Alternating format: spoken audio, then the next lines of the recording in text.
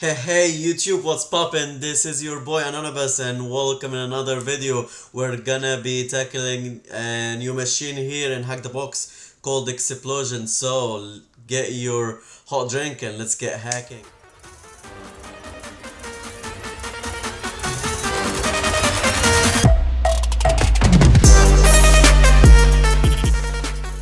So welcome again in a new machine.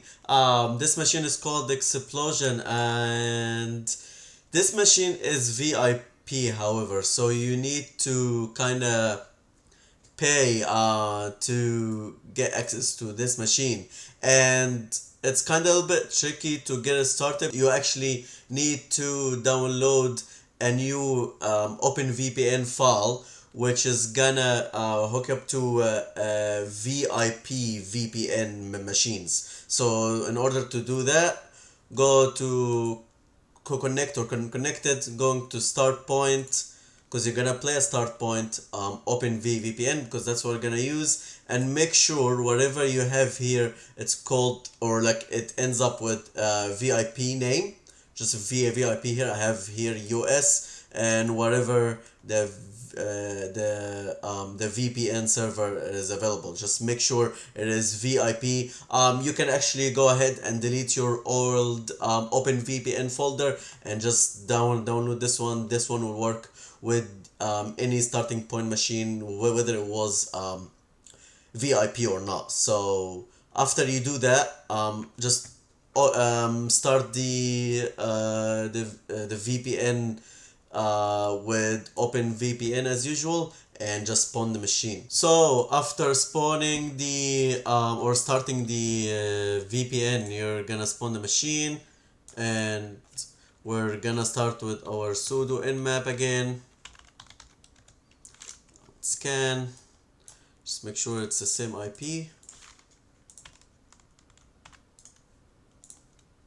Hit enter, and we're gonna get actually about 5 open ports, actually 5 open ports, and what we're interested in is the 3389. So our nmap finished scanning, and this is the port that we're interested in.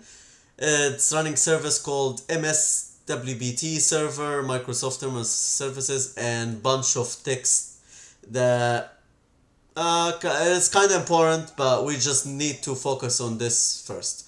What does my MSWBT server? You might have guessed that MS stands for Microsoft, but what does the WBT means? WBT means, or stands for, Windows Based Terminal, which is another, or like the most used name for it is Remote Desktop Protocol, or RBT. This protocol that runs on 3389, being developed by Microsoft, that allows user to connect to remote machines, however not just by a terminal, like by text like that. No, it's gonna actually pop up a window, and you're gonna interact with it as you're interacting with any other Windows machine that you have at home. So you're gonna have the whole interface in front of you, have the whole icon and everything. So this is kind of a magical protocol, and it's gonna be very very cool. I'm connecting it to it in a moment. What does the MD5 SHA1 mean? What is all of that? So RDP kind of interacts with the connecting device that you are connecting from, as like a web server. So in order to validate this connection, it uses something called an SSL cert, or like SSL certificate. And I don't want to go into very deep into that, because this is a whole topic by itself. But it's just, you have to know is that it uses a certificate that is self-signed, when you have like labs, like basic labs, so it's gonna be self-signed from the machine that creates the certificate itself. So so our target machine, um created this certificate and actually signed it by itself, and it uses the hashing algorithms to create this certificate. Just don't worry about this for now. Just the only thing I want from you to know or to get from all of this rant is that we're gonna connect to this machine that uses RDP or remote desktop protocol on this port. So how do you do that? So to connect to a device remotely using RDP, we're gonna use a tool called X-Free RDP3, and it should be already installed on your Kali Linux device, and we're gonna use it like this. So /v is for host. We're gonna put our IP address, or like the target IP address that we're connecting to, and then /u. U stands for user. We're gonna put administrator, and then we're gonna do P for password. And again, we're gonna assume that there is kind of misconfiguration of some sort. So we're gonna put the password as empty. So we are assuming that the user, which is called administrator, has no password at all. Gonna do that, and then gonna do cert, stands for certificate. Then I ignore, so we're not gonna check for we're telling the device that we're connecting to not check for any certificate. It's not gonna ask us for anything.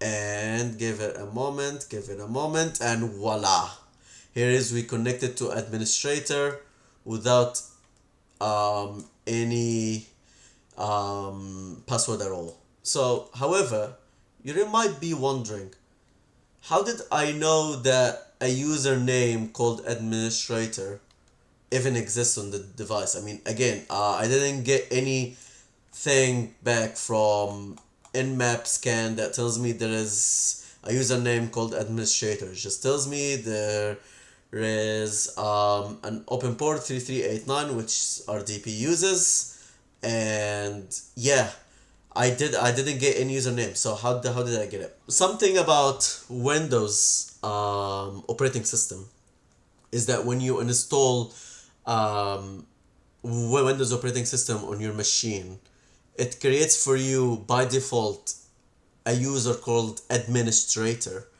That is in a group of users called administrators.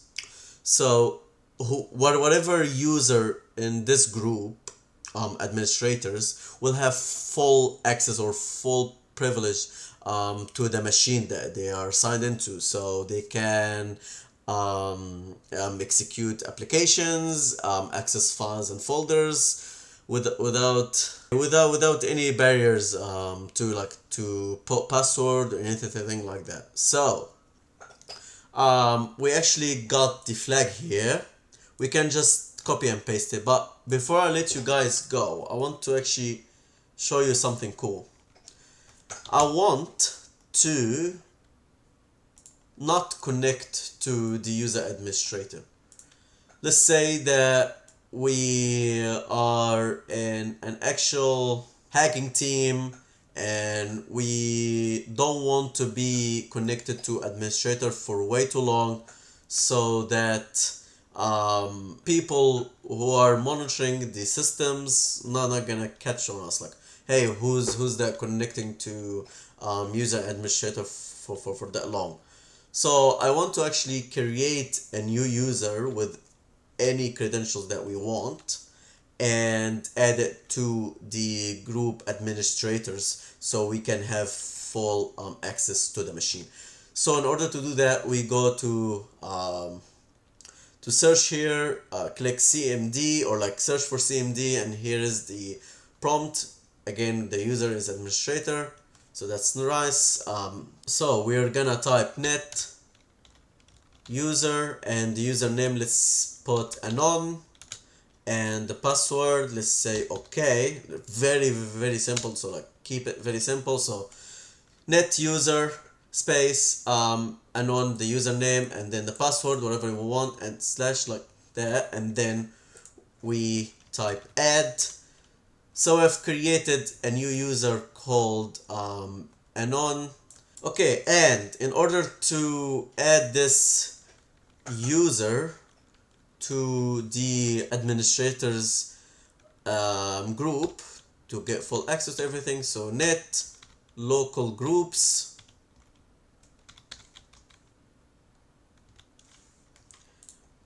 or actually local group, sorry, net local group administrators,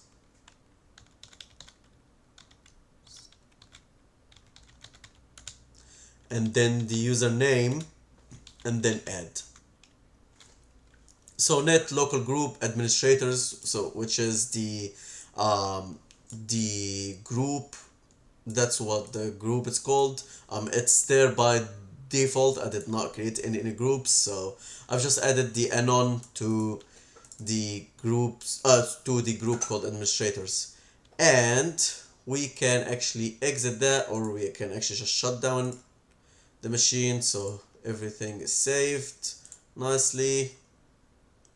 Shutting down, and yes, okay, now we can actually connect to our user that we created anon, and the password this time is gonna be okay, and we should connect to the machine using our username that we created anon perfectly. So you might have been noticed that we don't have the file, the flag file. Don't worry, we can access it by going to the administrator account, because remember the flag file is only in the administrator account. So go to C drive, go to users, and you're gonna find here anon, the username here, and the administrator.